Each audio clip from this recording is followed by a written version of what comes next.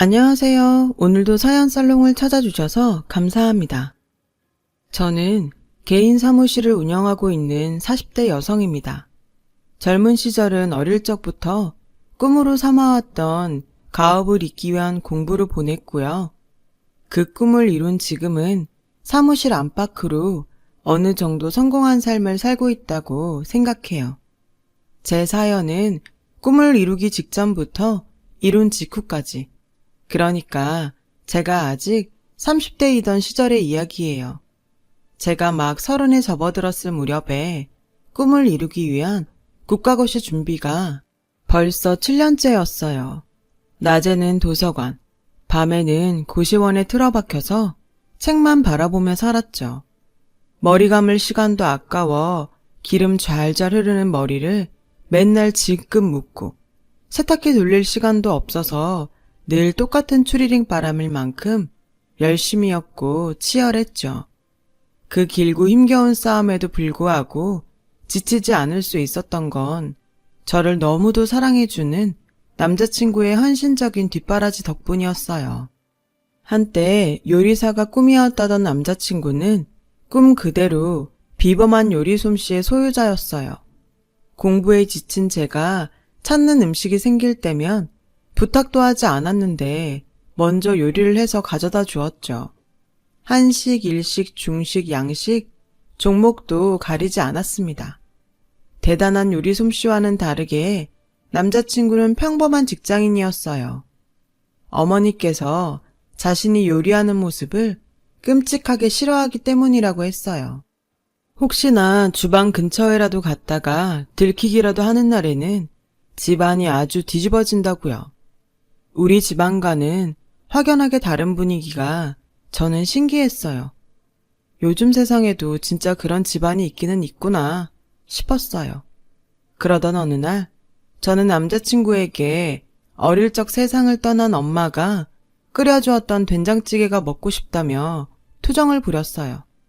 그러자 남자친구는 뭐뭐 들어갔냐고 물어보더니 며칠을 꼬박 도전한 끝에 엄마의 손맛과 똑같은 맛의 된장찌개를 끓여주더군요.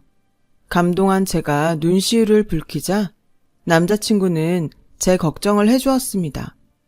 왜, 공부가 많이 힘들어? 그것도 그런데 뭐 더 먹고 싶은 거 있으면 얘기해. 뭐든 다 해줄게. 지금도 충분한데 뭐하러. 괜찮다는 사람이 왜 자꾸 우는 건데 사람 걱정되게. 그냥 갑자기 이런 생각이 드는 거 있지? 나를 너만큼 사랑해줄 남자가 세상에 또 있을까? 아, 뭐야. 시겠다. 일단 먹고 얘기하자. 아, 얼른 먹어. 싫어. 나랑 결혼해준다고 하면 그때 먹을래.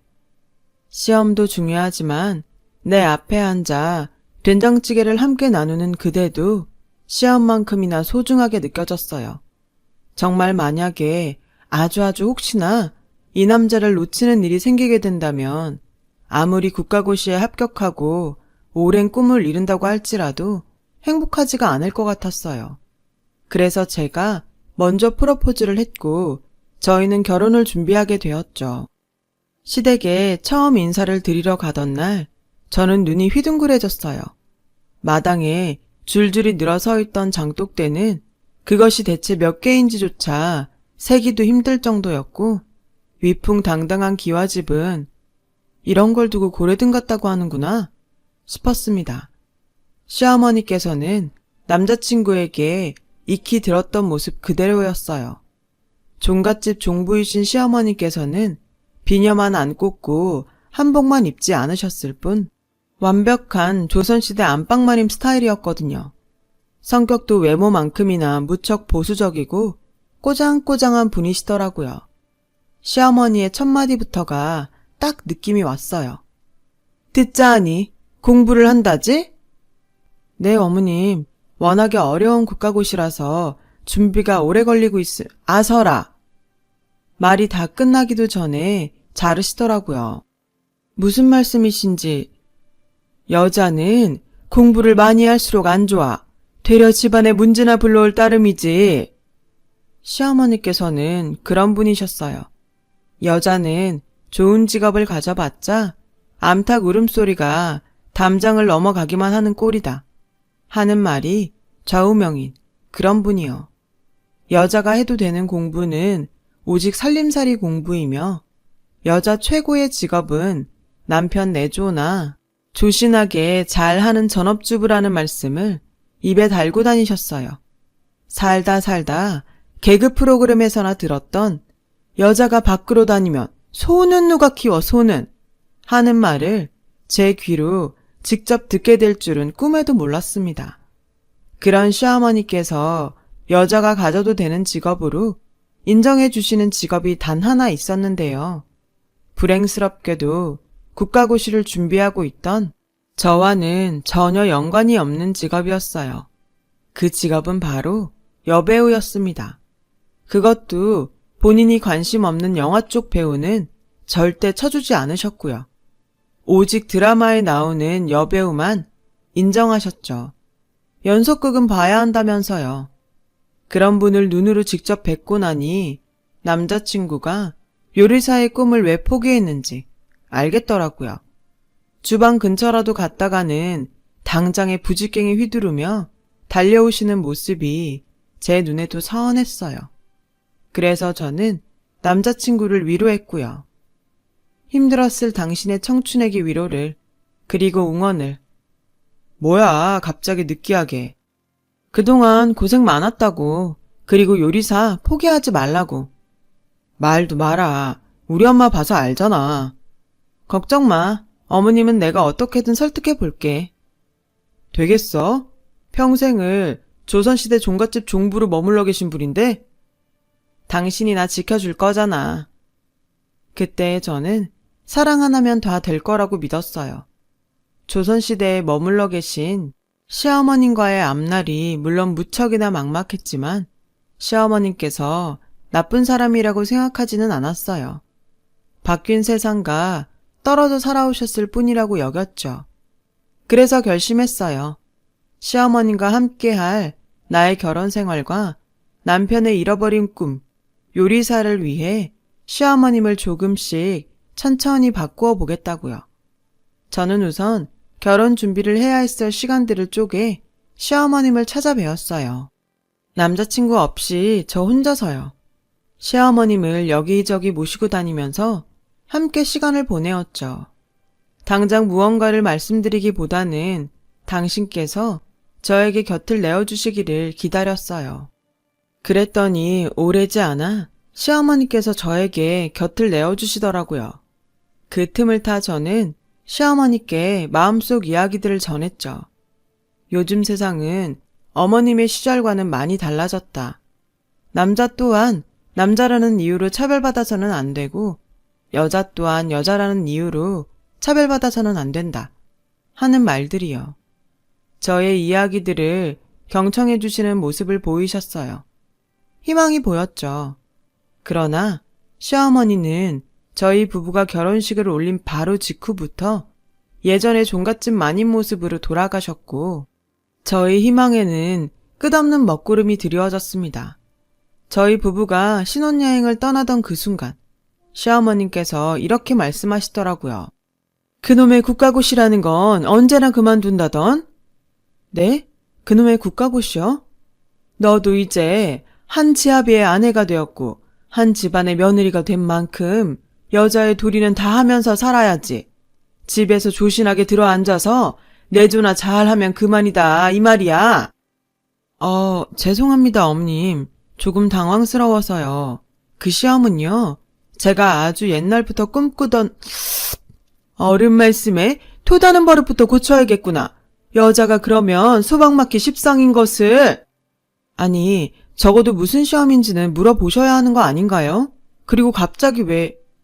그동안은 외간 사람이었기에 참아주었던 것인데 이제 며느리니 지킬 예의는 지켜라. 말끝마다 여자는 하시는데 정말 막막하더라고요. 남편도 제 얼굴을 마주할 면목이 없는 눈치였습니다. 저는 그런 남편의 모습을 보며 다시금 다짐했어요. 사랑 하나로 이 난관을 극복해 나가겠다고. 어떤 일이 있어도 남편의 꿈인 요리사를 되찾아 줄 것이고 나의 꿈도 꼭 이루어내겠다고요.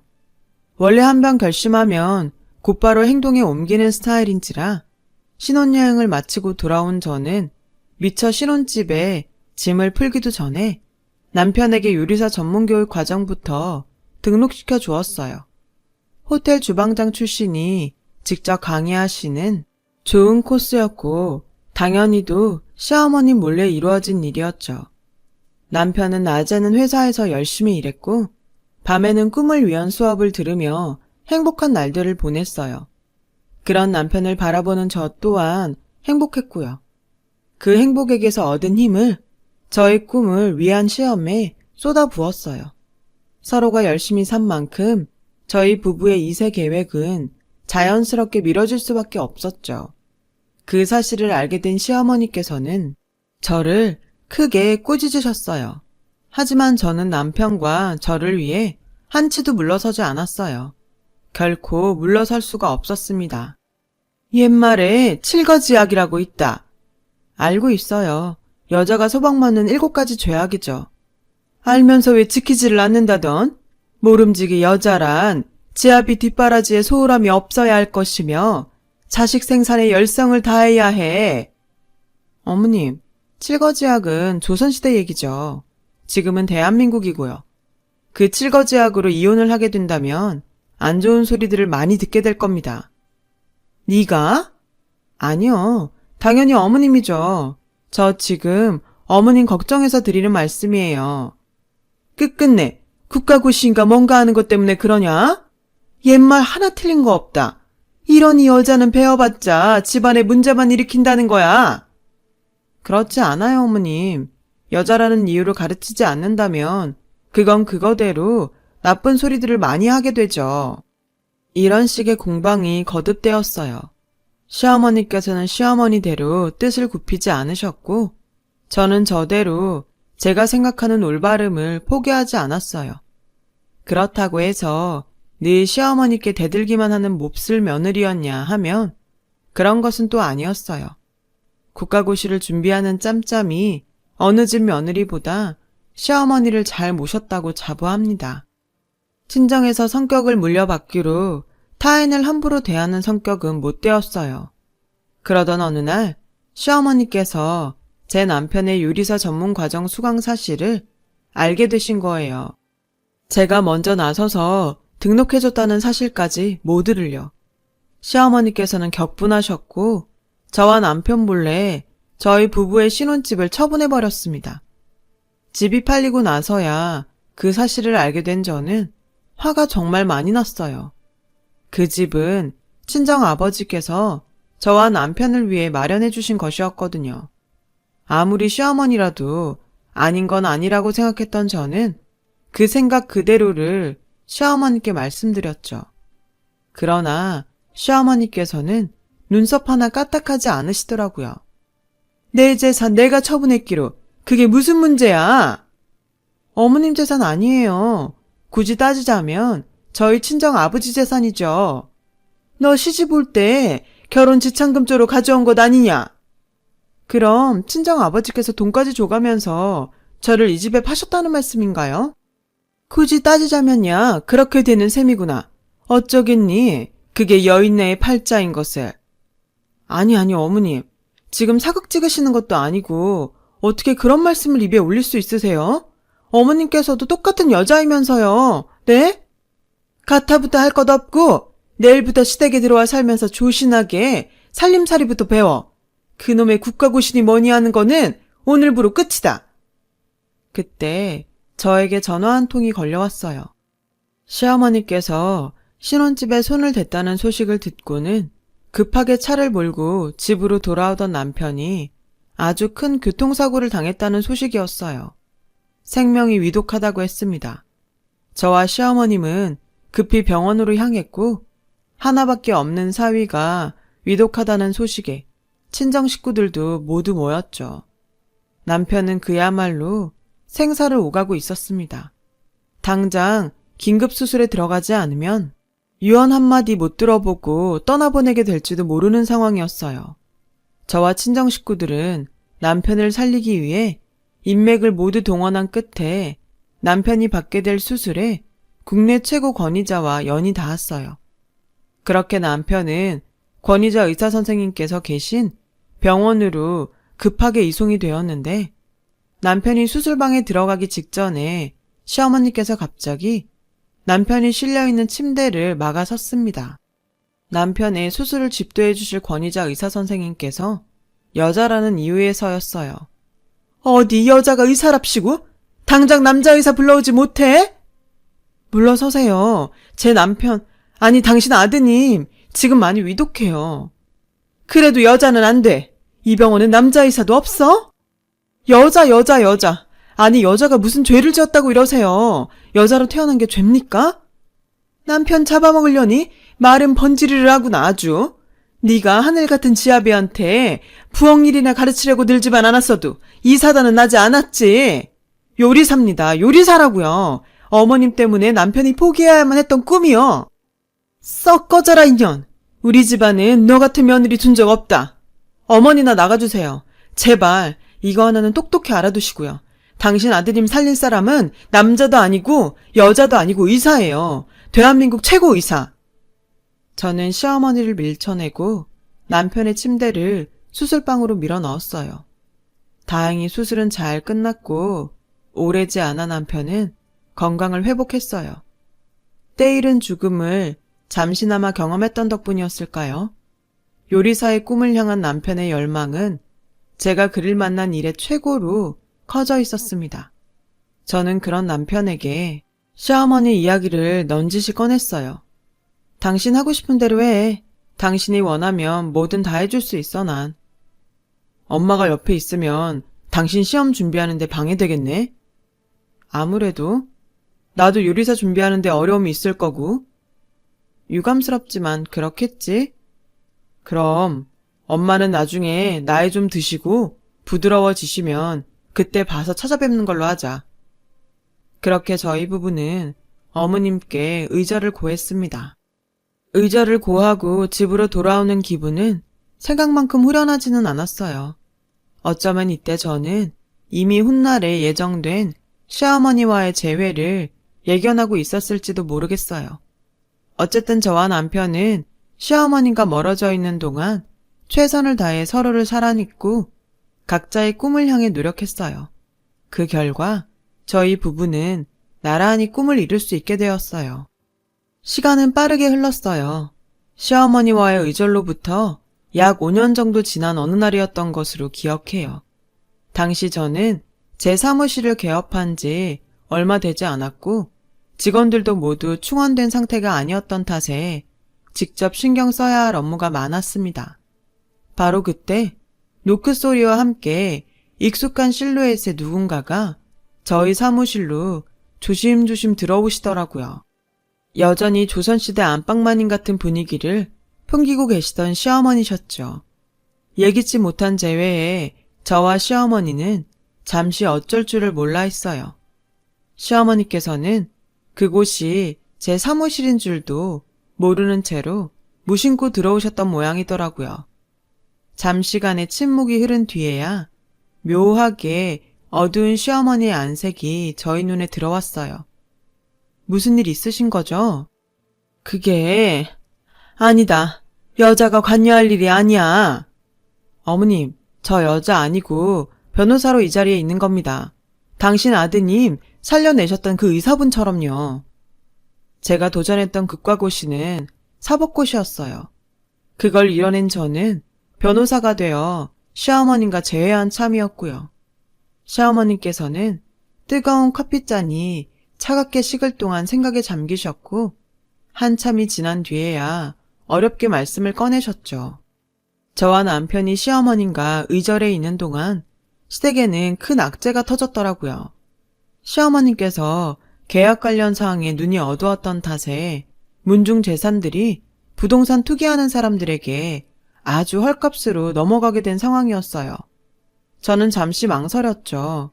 솔직히 저도 사람인데 말끝마다 여자를 입에 올리시며 멸시를 하고 그놈의 여자 타령 때문에 남편의 수술까지 막아섰던 시어머니를 향한 억하심정이 없을 수가 없잖아요. 하지만 저는 시어머니께 억하심정을 품고 있는 의절한 며느리가 아니라 법질서를 수호하는 하나의 변호사로서 시어머님을 대하기로 했어요. 그런데 공연히 마음 쓸 것 없다. 이만 가보마. 이대로 가시면요. 도움 받으실 곳은 따로 있으세요? 도움은 무슨? 다 내 죄인 것을 여자 된 몸으로 도장 같은 것을 함부로 휘두르는 게 아니었어. 어머님께서 여자라는 사실은 절대 문제가 될 수 없어요. 더욱이 속여 먹은 쪽이 나쁜 놈들인 거고요. 그래도 내가 어떻게 사람이 염치라는 것이 있는 법이지. 염치 타령은 혹시 시어머니와 며느리로 다시 만나게 되면 그때 다시 하시고요. 지금은 일단 변호사를 만나신 거니까 변호사로부터 보호를 받으셔야죠. 저는 곧장 몹쓸 부동산 투기 세력으로부터 시댁의 문중 재산을 지켜내기 위한 소송을 시작했어요. 호기롭게 시작을 해놓고 서류를 검토하던 저는 직감했습니다. 아, 결코 쉬운 소송이 아니게 되겠구나 하는 것을요. 그래서 어떻게 했냐고요? 깔끔하게 친정 찬스 썼습니다. 아빠 찬스, 고모 찬스, 육촌 언니의 외삼촌 찬스까지 쓸 수 있는 찬스란 찬스는 모조리 썼어요. 이제 와서 말씀드리지만 저희 집안은 대대로 법조인 집안이었거든요. 그래서 제가 어릴 적부터 변호사의 꿈을 가졌고요. 마침내 한자리에 모인 저희 친정 식구들은 초호화 법조인단을 꾸리게 되었어요. 역시나 소송은 치열했지만 가족이 함께였기에 든든했죠. 그 가족에는 남편도 포함되었습니다. 재판 준비하느라 사무실에서 밤을 지새우기 일수인 친정 법조인단을 위해 남편이 삼시세끼도 모자라 간식에 야식까지 모조리 책임져 주었거든요. 그러는 사이 천년만년 꼬장꼬장 하실 것만 같던 시어머니께도 변화가 찾아왔어요. 치열하게 재판 준비를 하고 있던 날 사무실로 시어머니께서 각종 자료들을 모아 저희 사무실을 찾으셨고 그때는 마침 남편이 직접 만들어다 준 저녁 도시락을 먹고 있었어요. 저는 혹시나 싶은 기대를 품고 어머님께 남편의 도시락을 권했죠. 처음에는 완강하게 거부하시던 시어머니는 저희 친정 식구들에게 눈치가 보이셨는지 마지못해 몇 술 뜨셨습니다. 처음 맛본 아들의 요리 솜씨에 적잖이 놀라시는 눈치가 훤했어요. 그날 시어머님께서는 사무실을 떠나시며 저에게 넌지시 물으시더라고요. 있잖니? 말씀하세요. 남자가 요리사를 하면 사내놈이 부엌에나 들락거린다고 사람들이 흉을 보진 않든? 당연하죠. 요리사에 남자 여자가 어딨다고요. 음식만 잘하면 최고지. 그리고 또 있잖니? 남자 요리사라고 차별받고 그런 거는 정말 없는 거 맞다디? 왜요? 아드님 걱정되세요? 걱정이라기보다는 솔직히 솜씨가 나보다 낫더라 얘. 음식이 아주 많나. 시어머님께서 평생을 사로잡혀 계셨던 남자 여자에서 처음 벗어나게 된 순간이었어요. 그로부터 1년 뒤 저와 친정 식구들은 몹쓸 부동산 투기 세력으로부터 시댁의 문중 재산을 모두 완벽하게 되찾아냈습니다. 제가 대표 변호사로서 승소 판결을 받게 되던 날 방청석에서 승소 판결 순간을 지켜보고 계시던 시어머니는 결국 눈물을 쏟고야 마셨어요. 저는 그 눈물이 문중 재산을 되찾은 것에 대한 안도의 눈물인 줄로만 알았어요. 아니더군요. 재판을 마치고 기진맥진해 있던 저를 시어머님께서 꼭 끌어안아 주셨습니다. 네가 옳았다. 틀린 건 오히려 나였던 거야. 세상이 변하는 줄도 모르고 우물한 개구리로만 살아온 꼴이더라. 그런 내가 얼마나 답답했고 원망스러웠든.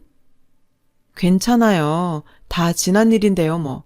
근데 왜 갑자기 그런 생각이 드셨대요? 해가 서쪽에서 떴나? 잠시 망설이던 시어머님께서는 마침내 진심을 들려주셨죠. 멋지더구나. 든든하고 자랑스럽더구나. 내 며느라이가 변호사라는 것이. 순간 감정이 북받쳐 오른 저는 시어머니를 마주 안았습니다. 지난 시절 아쉬웠던 감정들이 훨훨 날아갔고 시어머님께 그 마음을 고백하면서 약속도 함께 드렸습니다. 마음을 열어주셔서 감사해요, 어머니. 앞으로도 든든하고 자랑스러운 가족이 되어드리도록 노력할게요. 그리고 곧 태어날 손녀딸도 저와 아범처럼 멋진 사람으로 키워내 볼게요. 그렇게 시어머님께서는 극단적으로 보수적인 조선시대 안방마님의 모습과 행동으로부터 벗어나셨어요. 저희 부부도 완전한 평화를 되찾았고 한때나마 소원해졌던 친정과 시댁 사이도 부쩍 가까워졌죠. 맞다. 시어머님께서 아직 버리지 못하고 계신 것이 딱 하나 남아있는데요. 그건 바로 1일 연속극 보면서 막장 몹쓸 며느리를 향한 험담을 퍼붓는 것입니다. 근데 저도 드라마를 보면서 경악할 때가 많고 무엇보다 드라마는 드라마일 뿐이니까요. 이 정도면 저 안심해도 되는 거 맞겠죠? 제 이야기 들어주셔서 감사합니다. 건강하시고 행복하시길 바랍니다. 여러분, 사연 댓글에 응원과 현명한 조언 부탁드려요. 좋아요와 구독은 저에게 큰 힘이 됩니다. 오늘도 좋은 일 가득하세요.